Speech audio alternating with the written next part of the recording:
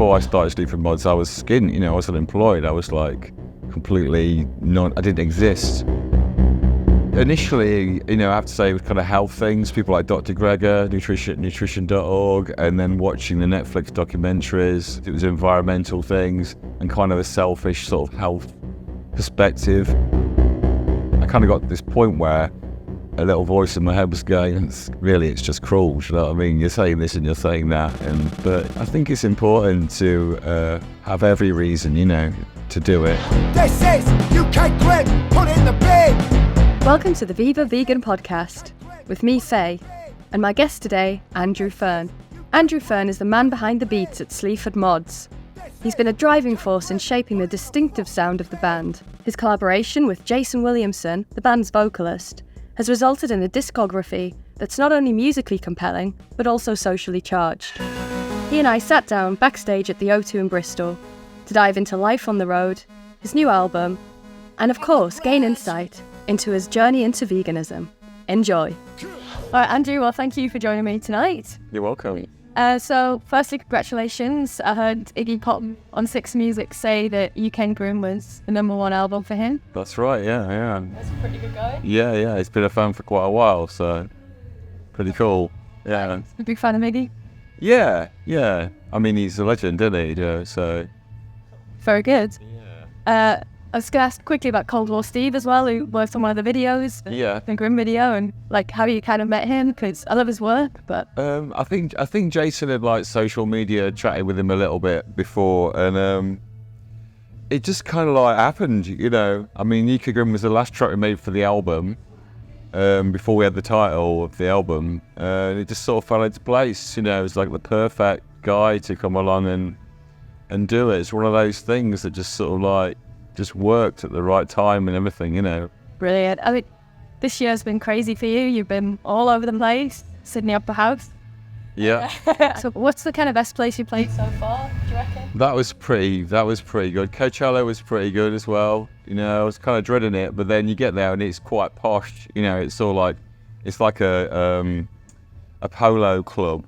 I was expecting it to be like Slab City or something, like a desert or whatever, but it was very posh, and Palm Springs is a beautiful place as well. It's a bit of a weird place because it shouldn't really be there, but yeah, it's full of artists that seem to have like people have just decided to move there and open a, people that paint or open a shop, full of eccentric people, So one thing you've done a cover of like the Pet Shop Boys, Western Girls. Yeah. You actually given the proceeds for that to shelter, right? That's right, yeah. It's a charity track, yeah. You wear a lot of Viva t-shirts as well? I do, I try, yeah. I mean, I don't overwear them. I try and like wear a different tee all the time for every show, so, yeah, but I thought we're quite apt tonight, Bristol's a big vegan city as well, isn't it? So. Yeah, there are a lot of different like charities and causes that you really care about, so. Yeah, I've done a bit of pioneering before. Donate to some of them. There's a guy in America. I forget his name now. But he's got a sanctuary basically. I mean, there's too many. Yeah, it's hard. It's very difficult. But yeah, the social media thing as well. It's quite difficult.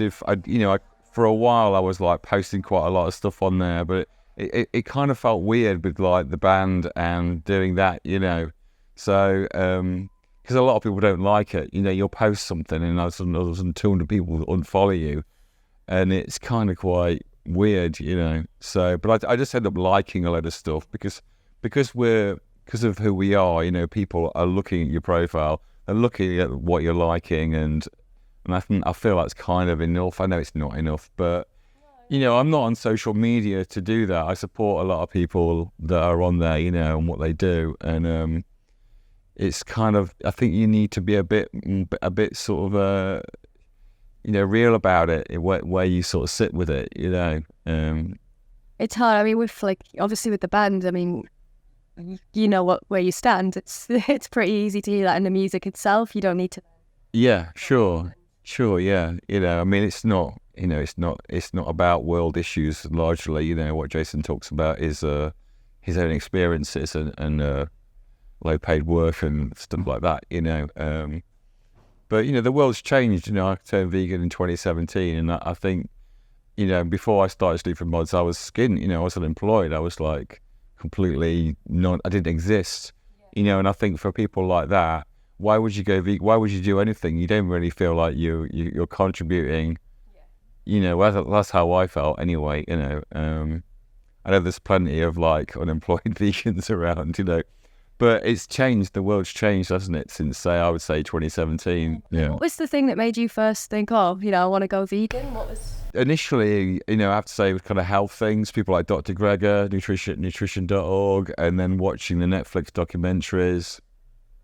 I think for the first couple of years, it was environmental things and kind of a selfish sort of health perspective, and what the health and those documentaries. But now it's I just think it's I kind of got to this point where a little voice in my head was going, it's kind of, really it's just cruel. You know what I mean? You're saying this and you're saying that, but I think it's important to have every reason to do it. I do find it tough. I've followed so many things on Twitter, for example. So sometimes I'll get up in the morning and go on Twitter, and it's really graphic, everything that I'm looking at, and some days you just can't stomach looking at it, and it's quite weird to click like on some graphic images of what they're doing to pigs or cows or something, Video for around today, and it was like, oh, great work. Yeah. Do you know what I'm saying? It's very difficult, isn't it? To just be in that place, you go, well, I'll click like on it because someone will see it and it'll make them think about it, and obviously you do have days where you feel like that, but it's tricky, it's like you have to think it through, because ultimately people like Jerry Carbstrong, is another person that was really influential in making me think about the cruelty aspect, and it's important to support these people, who are on the front line, as it were, pushing the concept, It helps. I mean, like, every little bit does help with people, like, even that exposure, we're like, hang on, is that one of our t-shirts? Absolutely, yeah. If it gets people talking about it, it's a good thing. But I think it's important to get it to a more positive place as well, because it is so graphic and not really a fun topic. Yeah, I mean, did you see Hogwarts? Absolutely, yeah, really grim, and that's the kind of thing that people don't want to think about. That's closer to home, isn't it? Okay, pig farming and yeah, absolutely, yeah, no. Did you ever go like vegetarian first? No, I mean, it's weird because I was vegetarian back in the old days, when I was a Smiths fan when I was 16. And everybody's vegetarian, and I think that once I kind of like went out into the world, it kind of fell by the wayside. But then the first partner I had, he was vegetarian, so I was basically vegetarian then by default, But yeah, it's that conscious thing, isn't it? Everybody cares, everybody knows, the industry's out of control, there's too much of it. There's loads of people are flexitarian. But without you make that connection, you're not gonna consciously, decide not to do it. Lots of people will eat vegan, but it just, and it's not much, but it is a lot. In some ways, you got to make that extra little bit of effort to go. Okay, well, like when I'm on tour, I'll literally get to the hotel and I'll just Google vegan. And then I don't want to have to walk very far. So, but I prefer to go somewhere that's completely vegan, partly just because if I'm in Paris or somewhere cool, it's cool to go somewhere, but just so I can relax and I can order, I can have mayo and I haven't got to like quiz everything, you know what I mean? France is somewhere that I've really sort of been down on quite a lot, with its gastronomy, but this time we have Bordeaux, Nantes and Paris, and it was really different. They really seem to start to respond to it, because they're really not into doing fake meats and things like Beyond Meat. they do really healthy food, so they're really starting to work around that and offer really good, tasty food. France has always been hard. The thing is butter mainly. Like everything's in butter, isn't it? Do you know what I mean? Even the butter's in butter. It's just like. But I'm glad it's I'm glad it's changing. Where put it in that's got like the best vegan food? Yeah, I mean the thing is, when it's good, it's the same as anyway. Do you know what I mean? It's we're usually somewhere. This tour, particularly this year, we've been sort of quite central, city central, and where there's a lot of restaurants, there's a huge response to veganism. There's a lot of vegan restaurants there. The one thing that's kind of a bit funny, I think, when you get the opposite, you get these pro-meat places, which is like, that's a good sign. That means there's really good vegan places nearby, because these people are like, what's this shit? Do you know what I mean? No, that's true, yeah. It's starting to get their backs under it. Yeah, it's like, that's for the hardcore meat eaters. So, which is good. It's if people haven't got a problem with it at all, then I don't know, not that there should be somewhere for them to go, but I'd like to open a lion's mane steakhouse. When they make lion's mane, they make it look just like steak. Yeah. I ordered some a while ago, I had to order like loads from this place, and like we were living off mushrooms all week basically, and because that's a. It's a bit of a superfood. That I was reading something about it, and it was saying that they put it into like pill form. Yeah. Immunity as well, ergothioneine. I was reading. Dr. Gregor was going on about that, which is like it's like a good for immunity, and you can only get it from mushrooms. You can't get it from vegetables or meat. So. Have you seen The Secret Life of Mushroom? I haven't. No. It like explores all of like their roots. Okay. Cool. But yeah, so what's coming up in like 2024 for like Sleaford Mods? At the moment, we just got a lot of festivals. And the plan is not to like slow down at all, but it's been quite a mad year. The idea was to slow down, but stuff's come in already for next year, and it doesn't look like it's going to be that slow anyway. So yeah, a lot of festivals at the moment. I'm not sure, there's no tour been planned yet. And usually what we've done at the end of the year, there's been, we've usually done by about September. So like the end of the year, we'll start working on another album. And then by sort of April, we'll have another album. But this year, we haven't really had time to do that. We've done a few bits. But so I think, I'm not quite sure what the idea is. Maybe just slow down a little bit, but only like a few months. I mean, this album has been bigger. It's had more kudos from various people like Ian. So I think, we'll see how it goes, How's it felt? Because I know like you've done quite a lot of albums. You've been going for like a long time now. And, it's like the last few especially have kind of got bigger and bigger. Mm-hmm. But does it just feel like it's like steadily going like this? Yeah, it's right from the start really. It's sort of kicked off and it's just kept going. Yeah. I mean, it's been 10 or 11 years now. So, and it does feel like, I've personally think every album we've done is great, but it's weird doing an album and then going, oh, that's done, next one, and it doesn't really get that much exposure. I mean, things don't these days anyway. Things are pretty, the attention span of media culture and that is a bit short, isn't it? And the industry's a little bit flat and a bit exhausted. There's not a lot of money flying around, and back in the 80s and 90s, if someone put an album out, there'd be like 4 or 5 singles off the album. Even after the album came out, there'd be more singles off, and that you can't do that anymore.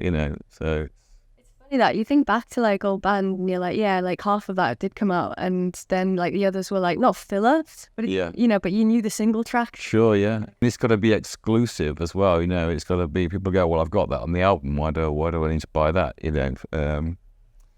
But yeah, so it's we'll just have to squeeze as much out of this album as we can.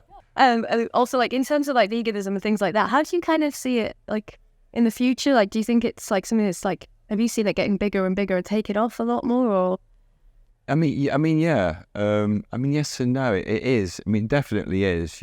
But a lot of it is just statistical things that you read. Like recently, meat consumption in the UK dropped by 14% or something since 1972, was it, or something? Which is incredible. But at the same time, there's still a lot of work to do, isn't there? There's still a lot of we're still not, the dairy industry, for example, still the emissions are more than aviation. There's still a lot of that going off, so we're not hitting the environmental goals we're supposed to be hitting. And the recent thing with I think it's the US basically, the COP thing. There's going to be loads of like propaganda from the meat and dairy, say how important farming is, and like it's just complete lies. We're living in a dream world. It's like ever since Donald Trump, people have been able to just talk absolute rubbish and get away with it.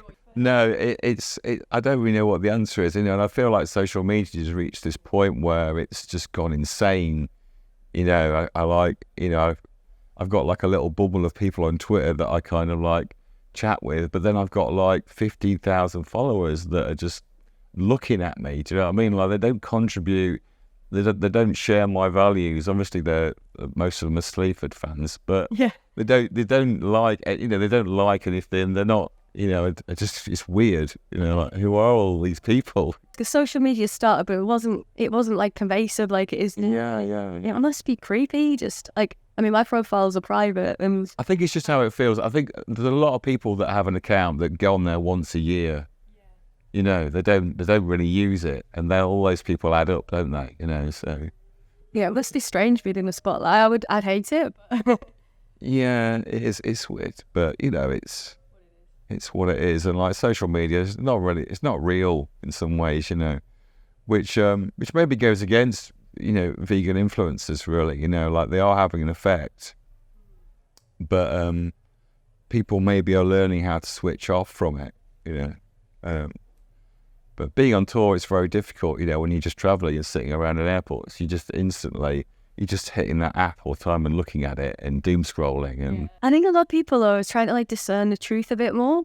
I think they realise that actually, there's a lot of propagated lies, however that looks. And at least with, like from a vegan angle, if you're showing factory farming as grim as it is, they're kind of having to be like, okay, so this is the reality. Absolutely, yeah. Yeah. If people walk off and are angry with him, then I think that's, that's better because they're actually people that think about it.